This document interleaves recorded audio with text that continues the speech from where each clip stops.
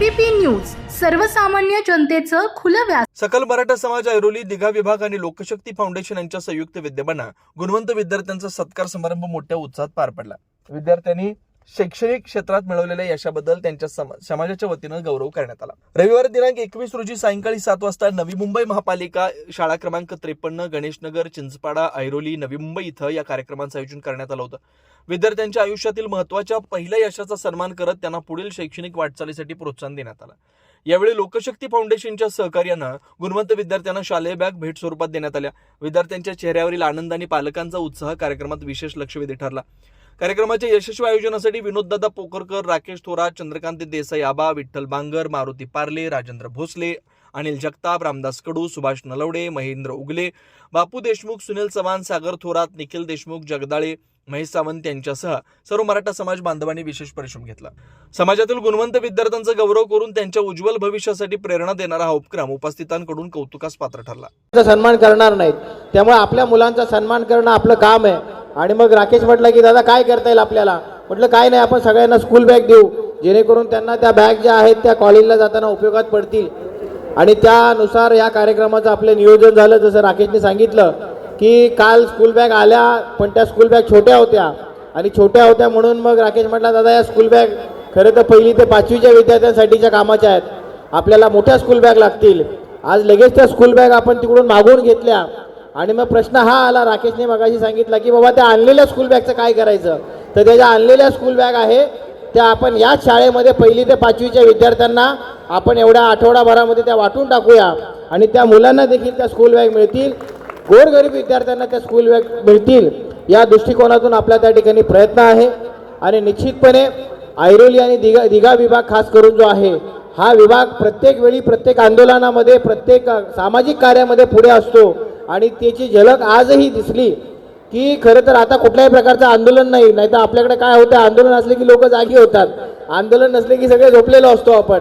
पण मला वाटतं आपल्यामध्ये जागरूकता असणं गरजेचं आहे। त्याची कारणं महत्त्वाची अशी आहेत की कुठे कोणाला शैक्षणिक काही अडचण निर्माण होत असेल, कुठे ॲडमिशन घ्यायला प्रॉब्लेम येत असेल, तर त्यावेळी जर तुम्ही आम्हाला ते सांगितलं तर निश्चितपणे आपण त्यांचे जे ॲडमिशन आहेत त्या करण्यासाठी आपण प्रयत्न करू शकतो। कुणाला वैद्यकीय काही त्या ठिकाणी मदत पाहिजे असेल, कुठे हॉस्पिटलमध्ये ॲडमिशन होत नसेल, कुठे कोणाचं बिल काही कमी करायचं असेल, परिस्थिती नसेल, तर ते आपल्याला त्या ठिकाणी करता येईल। किंवा कोणाला जर समजा त्या ठिकाणी इतर पोलीस स्टेशन संदर्भातली काही मदत असेल, कोणावर काय अन्याय झाला असेल, तर त्या संदर्भात आपण ते सगळं करू शकतो। पण हे सगळं तेव्हा शक्य आहे ज्यावेळी आपण संघटित असू। त्यामुळे मराठा समाज आजवर सगळ्यांना घेऊन चाललेला समाज आहे आणि आजही आपण त्याच विचाराने आहोत, भविष्यात देखील आपण त्याच विचाराने राहणार आहोत।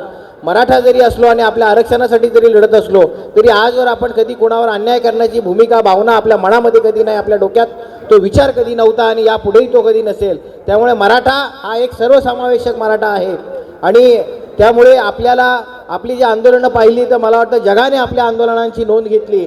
त्याचं कारणच ते आहे की बाबा या समाजाला प्रत्येक समाजाने, नवी मुंबईतला आपला आगरी कोळी समाज असेल, त्या ठिकाणी आपला दलित समाज असेल किंवा इतर जे सर्व घटक आहेत त्या सगळ्या घटकांनी आपल्या आंदोलनामध्ये आपल्याला साथ दिली आणि त्यांनाही त्याची कल्पना आहे की यांच्यावर अन्याय झालेला आहे आणि या अन्यायाला आपण त्या ठिकाणी यांच्याबरोबर साथ दिली पाहिजे। खरं तर वेळ अधिक झाला आहे त्यामुळे आपला जास्त वेळ घेणार नाही। त्यामुळे आजच्या या कार्यक्रमाच्या दरम्यान 10वी आणि 12वी परीक्षा जे उत्तीर्ण झालेले विद्यार्थी आहेत त्यांना आपण या ठिकाणी स्कूल बॅग देऊन त्यांचा सन्मान करतोय। जर कोणाला राकेश आपल्याकडे जर कोणी आलं ज्यांची परिस्थिती नसेल, कोणाला जर वह्या लागतील, पुस्तकं लागतील, तर ते जर आपल्याकडे आले जेन्युइन असतील तर निश्चितपणाने आपण ते देखील त्यांना देण्याचा प्रयत्न त्या ठिकाणी करूया। जेणेकरून जर समजा आपली परिस्थिती जर हालाकीची असेल तर त्या ठिकाणी शैक्षणिक कामामध्ये आपण त्यांना पाठपुरावा दिला, खरं तर त्यांना ती मदत केली पाहिजे। गाव जेवण घालण्यापेक्षा अशा पद्धतीची मदत मला असं वाटतं कधीही चांगली असते की जे शिक्षणामध्ये आपल्याला पुढे घेऊन जात असते।